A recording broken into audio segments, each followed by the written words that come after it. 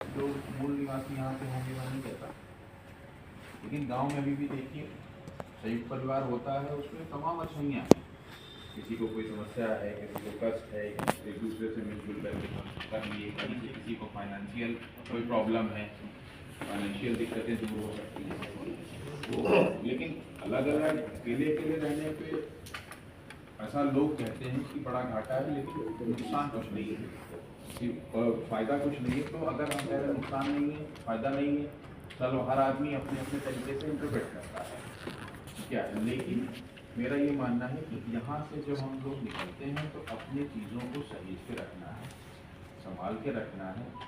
जो जिस कड़ी से हम लोग जुड़ना चाहते हैं उस कड़ी को जोड़ना है। जो राष्ट्रीय स्वयं संघ की जो परिपाटी है सबको जोड़ना, इर्रेस्पेक्टिव ऑफ कि आप किस कहाँ से आते हैं, किस जाति से आते हैं, किस घर से आते हैं, किस गांव से आते हैं, इसको छोड़ करके सारा जो है। इसीलिए जो बाबा साहब का जो दिया हुआ है सामाजिक समरसता विषय, ये स्पेशली ये दिवस मनाया जाता है। ऑल्दो 14 अप्रैल को मनाना था, लेकिन किन्हीं वजहों से हम लोग 14 को नहीं मना पाए थे, क्योंकि 12 तारीख को हम लोगों ने अपना कार्यक्रम किया तो सभी लोग अवेयर हैं। तो उसकी जगह पे हम लोग 30 को कर पाए। बीच में और भी कार्यक्रम हुए, जैसे आप लोगों में से काफ़ी कई लोग जो एकत्रीकरण था वहाँ पे आप लोग रहे होंगे, ऐसे ऐसे करके बीच बीच में कार्यक्रम आते रहे।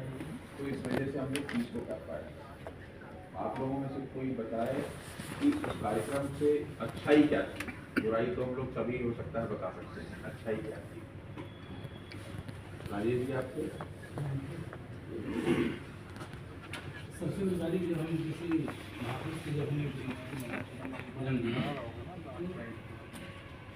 ये सारे जो भी महापुरुष हैं सब गुलामी समय हुए, उस समय इतनी विविधाएँ थी, इतनी रुकावटें थी, पढ़ाई का कोई सिस्टम नहीं, बिजली पानी कुछ भी नहीं रहता, कोई सुविधा नहीं रहती। उस ज़माने में लोग कैसे अपने को संभाल के पढ़ करके सामाजिक जितनी कुरीतियाँ उनसे लड़ करके जब लोग आगे बढ़ते थे और कहाँ से कहाँ शिक्षा अध्ययन करते थे, कैसे पढ़ते थे, कहाँ जमीन से लेकर ऊपर तक जाते थे।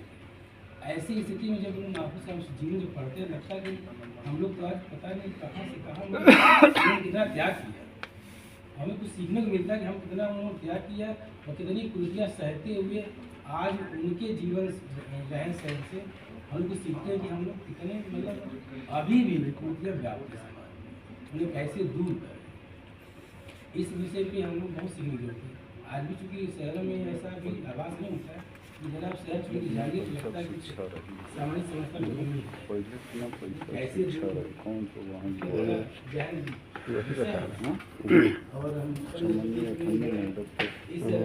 इस वर्ष जो लोग बुद्धिमान थे वो शिक्षा ग्रहण किए, जो ब्लंट थे वो हर जब भी हम पैसा न रही पर शिक्षा कहाँ ग्रहण करें। अब मैं पहले बड़ा अच्छा है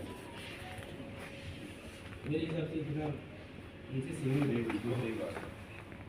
अगर हम किसी भी महापुरुष, चाहे वो माननाथ साहब जी हों, डॉक्टर अम्बेडकर जी हों या शिवाजी महाराज हों, इस तरीके के जितने भी महापुरुष हैं, भाई प्रभु श्री राम जी का तो हम लोग कहते हैं भाई भगवान थे, जरूर इंसान के रूप में हमें दिखते हैं, लेकिन थे वो अवतार। तो अगर हम उनका 1% सही कह रहे हैं, अगर 4% बहुत ज़्यादा कर दिया, 1% भी अगर अनुसरण हम कर लें अपने जीवन में किसी भी क्षेत्र में, तो बहुत चीज़ें हम समाज को दे सकते हैं। आज के भगवान राम का चित्र देखिए, उनके जैसा भाई, उनके जैसा पुत्र, उनके जैसा पति, मतलब उनके जैसा दोस्त और त्याग को परिकल्पना से परे। अगर आप किसी से आज के ज़माने में कह दें आज आपका जैसे कोई जज साहब होने वाले हैं, एलिवेट होने वाले हों, कल को अगर कुछ ना हो तो देखिए क्या किसी दो भाई हैं अपना हिस्सा मांग लिया तो किसी सबसे बड़ा बुरा बंदे का लेकिन हिस्सा मांग लिया, और अगर हमने त्याग कर दिया सोचा ऐसे बहुत अच्छा। रामायण जो चरित्र वैसा उनके सीख के अगर आप एक क्षेत्र कल्पना करके अपने मन में बिठा लें, वैसा बनने का प्रयास करें, देखिए आपका जीवन वैसे सुंदर बन जाए।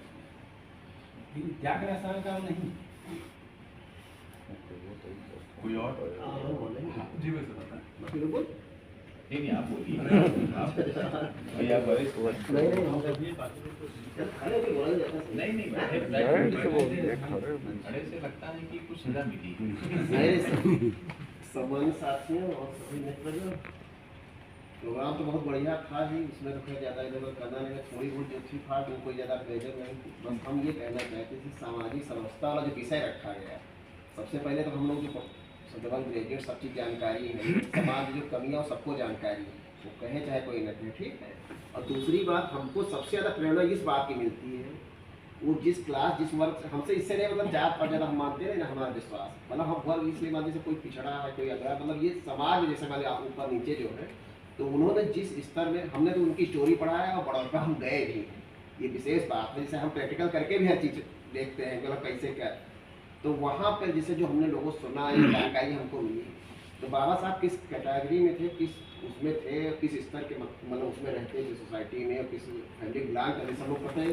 तो उन्होंने जो संघर्ष किया, जैसे हम लोग कभी कभी दिमाग में बैठा लेते कि संघर्षों के अभाव में लड़के अपने पढ़ नहीं पाते या हम ही लोग इसे बना नहीं देते, क्या जिस क्लास को हम सबके लिए जनरल कह रहे हैं। तो उससे जो सबसे बड़ी हमको प्रेरणा मिली कि संघर्ष करना चाहिए आदमी को, चाहे जिस स्तर में हो, और आगे आदमी जाएगा। और उनके बारे में सीखना है, बाबा साहब हम लोग बहुत बार कर चुके हैं, प्रोग्राम किए, हम लोग पढ़े भी बहुत ज़्यादा, लेकिन बहुत कम लोग